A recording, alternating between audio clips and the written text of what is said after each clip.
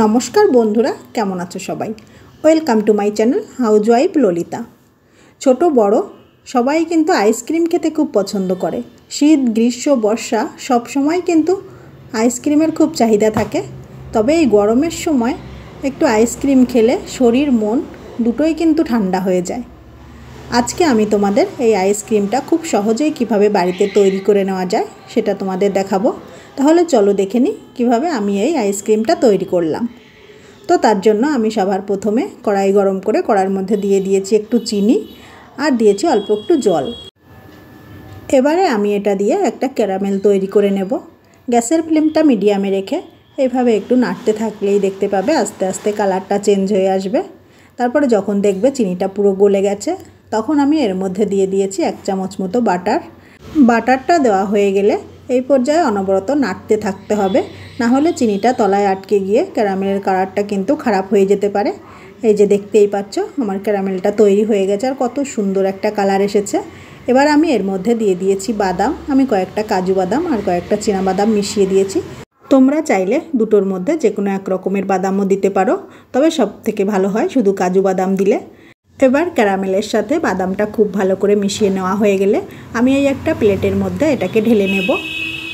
আমি এই প্লেটটাতেও কিন্তু আগে থেকে একটু বাটার ব্রাশ করে নিয়েছি, যাতে ঠান্ডা হওয়ার পর এই ক্যারামেলটা তাড়াতাড়ি প্লেট থেকে ছেড়ে দেয়।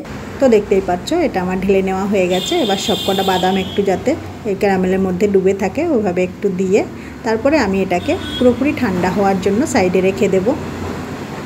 আবার আমি এদিকে কড়াইটা বসিয়ে দিয়েছি আর কড়াইয়ের মধ্যে দিয়ে দিয়েছি 1 লিটার মতো জল।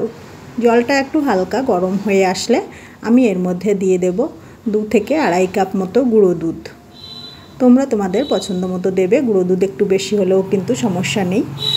একটু ঘন করেই দুধটা এখানে গুলে নেবে। আর তোমরা যদি লিকুইড গরুর দুধ ব্যবহার করো সেক্ষেত্রে কিন্তু 4-5 মিনিট মতো দুধটাকে একটু জাল দিয়ে ঘন করে নেবে।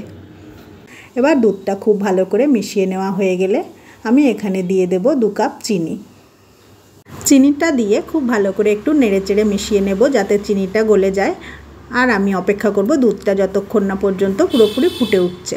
ততক্ষণে এদিকে আমি একটা বাটি নিয়ে নিয়েছি আর বাটির মধ্যে দিয়ে দিচ্ছি 4 চামচ মতো কাস্টার্ড পাউডার। আমি এই যে চামচটা এর 4 চামচ দিয়েছি। এবারে আমি অল্প জল দিয়ে এই কাস্টার্ড পাউডারটা একটু ভালো করে গুলে নেব, যেন এর মধ্যে কোনো রকম লাম্পস না থাকে। খুব ভালো করেই কিন্তু এটা মিশিয়ে নিতে হবে। তো দেখতেই পাচ্ছ মিশিয়ে নেওয়া হয়ে গেছে আর এদিকে আমার দুধটাও পুরোপুরি ফুটে উঠেছে। এবারে আমি এর মধ্যে ওই যে কাস্টার্ড পাউডারের ঘোলটা তৈরি করে রেখেছিলাম ওটাকে অল্প অল্প করে মিশিয়ে দেব। এই পর্যায়ে আমি যেভাবে করছি ঠিক সেইভাবে অল্প অল্প করে এই পাউডারের ঘোলটা ঢালতে হবে আর অবশ্যই 1 হাত দিয়ে অনবরত নাড়তে থাকতে হবে, না হলে কিন্তু এই কাস্টার্ড পাউডারটা দেওয়ার সঙ্গে সঙ্গে দলা পাকিয়ে যেতে পারে। দেখতেই পাচ্ছ দেওয়ার সঙ্গে সঙ্গে কতটা ঘন হয়ে এসেছে আর এটা পুরোপুরি ফুটে উঠেছে। দেখে নিশ্চয়ই তোমরা বুঝতে পারছো যে এটা কতটা ঘন হয়েছে। এরকমই কিন্তু আমাদের রাখতে হবে, ঠান্ডা হয়ে গেলে পুরোপুরি ঘন হয়ে যাবে। এবারে গ্যাসের ফ্লেমটা বন্ধ করে এটাকে আমি ঠান্ডা করার জন্য রেখে দেব। আর মাঝে মাঝে কিন্তু অবশ্যই নেড়ে দিতে হবে, না হলে কিন্তু উপরে একটা শক্ত আবরণ পড়ে যাবে, যেটা কিন্তু পরে আর নরম হতে চায় না। এটা যতক্ষণে ঠান্ডা হচ্ছে ততক্ষণে আমি এদিকে এখানে একটা বাটির মধ্যে নিয়ে নিয়েছি হুইপড ক্রিম। আমি এখানে প্রায় 3 কাপ মতো ক্রিম নিয়েছি। এই হুইপড ক্রিমটা কিন্তু এখন মার্কেটে সব জায়গাতেই প্রায় অ্যাভেলেবেল। একটু বড় যে মুদিখানার দোকানগুলো বা যে কোনো সুপার মার্কেটে কিন্তু এই হুইপড ক্রিমটা তোমরা পেয়ে যাবে। এবারে আমি এই হ্যান্ড ব্লেন্ডারটা দিয়ে এই ক্রিমটাকে ভালো করে বিট করে নেব যতক্ষণ না পর্যন্ত একটা ফোম তৈরি হয়ে যাচ্ছে। তবে তোমাদের কাছে যদি এরকম হ্যান্ড ব্লেন্ডার না থাকে তাহলে কিন্তু তোমরা চাইলে মিক্সার গ্রাইন্ডারের মধ্যেও অল্প অল্প করে দিয়ে এই কাজটা করে নিতে পারো। সেক্ষেত্রেও কিন্তু আইসক্রিমের টেস্টের কোনো পরিবর্তন হবে না। তো দেখতেই পাচ্ছ ফোমটা প্রায় হয়ে এসেছে, কতটা ঘন হয়ে এসেছে। আমি আরও 2 মিনিট মতো বিট করব, তাহলেই কিন্তু এটা আইসক্রিমের জন্য পুরোপুরি রেডি হয়ে যাবে। তো দেখতেই পাচ্ছ ক্রিমটা কিন্তু পুরোপুরি রেডি হয়ে গেছে। যখন দেখবে বাটিটা কাত করলে আর ক্রিমটা পড়ছে না, তখন বুঝতে পারবে ক্রিমটা পুরোপুরি রেডি হয়ে গেছে। এবারে এদিকে দেখো বাদামের যে আমি ক্যারামেলটা তৈরি করে রেখেছিলাম সেটাও কিন্তু পুরোপুরি ঠান্ডা হয়ে গেছে, আর একটু চাপ দিলেই প্লেট থেকে কত সহজে উঠে এসেছে। এবার এটাকে দেখো আমি হাতের সাহায্যে একটু ছোট ছোট করে প্রথমে ভেঙে নেব। এটা ইজিলি কিন্তু খুব সহজেই ভেঙে নেওয়া যাবে। দেখে যতটা শক্ত মনে হচ্ছে এটা কিন্তু অতটাও শক্ত না। এবারে আমি একটা বড় বাটির মধ্যে নিয়ে আমি এরকম একটা হামানদিস্তার যে ইয়েগুলো হয় ওটা দিয়ে একটু গুঁড়ো করে নিচ্ছি। তোমরা চাইলে ছুরির সাহায্যে বা নোড়া দিয়েও একটু থেতো করে নিয়ে হালকা ক্রাশ করে নেবে, খুব বেশি গুঁড়ো করার কিন্তু দরকার নেই। এই যে দেখতে পাচ্ছ আমি কতটা ক্রাশ করে নিয়েছি, একটু দানা দানা কিন্তু রয়েই গেছে, একদম কিন্তু গুঁড়ো গুঁড়ো করে করিনি। আইসক্রিমের জন্য আমার সব কিছুই কিন্তু পুরোপুরি রেডি হয়ে গেছে। এবার জাস্ট সব কিছু একসঙ্গে মিক্সড করার পালা। এইদিকে আমার এই কাস্টার্ড পাউডারের ঘোলটাও কিন্তু পুরোপুরি ঠান্ডা হয়ে গেছে। দেখতেই পাচ্ছ কতটা ঘন হয়ে এসেছে। আমি বড় একটা বাটির মধ্যে এটাকে ঢেলে নিয়েছি। এবার এর মধ্যে দিয়ে দিয়েছি 1 চামচ মতো বাটার, আর দেবো অল্প একটু বাটারস্কচ ফ্লেভার। আমি এখানে অল্পই দিয়েছি, খুব বেশি ফ্লেভার আমার ভালো লাগে না, তার জন্য। এবার সব কিছু আবার একটু খুব ভালো করে মিশিয়ে নেব। আর একটা কথা, আমি আজকে এখানে আইসক্রিমটা বাটারস্কচ ফ্লেভারের তৈরি করেছি, তবে তোমরা চাইলে এই একইভাবে কিন্তু ভ্যানিলা ফ্লেভারও করে নিতে পারবে। সেক্ষেত্রে তোমাদের ওই যে বাদামের ক্যারামেলটা আমি তৈরি করেছি সেটা করার কোনো দরকার হবে না। আর আমি এখানে যে বাটারটা দিয়েছি সেটা তোমরা স্কিপ করে যাবে, আর ভ্যানিলা এসেন্স দিয়ে দেবে বাটারস্কচের পরিবর্তে। তাহলেই তৈরি হয়ে যাবে ভ্যানিলা ফ্লেভারের আইসক্রিম। তো দেখতেই পাচ্ছ আমার বাটার আর বাটারস্কচ ফ্লেভারটা এই যে কাস্টার্ড পাউডারের ঘোলটা করেছিলাম তার সঙ্গে খুব ভালো করে মিশিয়ে নেওয়া হয়ে গেছে। এবার আমি এর মধ্যে দিয়ে দিয়েছি হুইপিং ক্রিমটা, আর এর মধ্যে দিয়ে দিলাম কালারের জন্য 2-3 ফোঁটা মতো ইয়েলো ফুড কালার।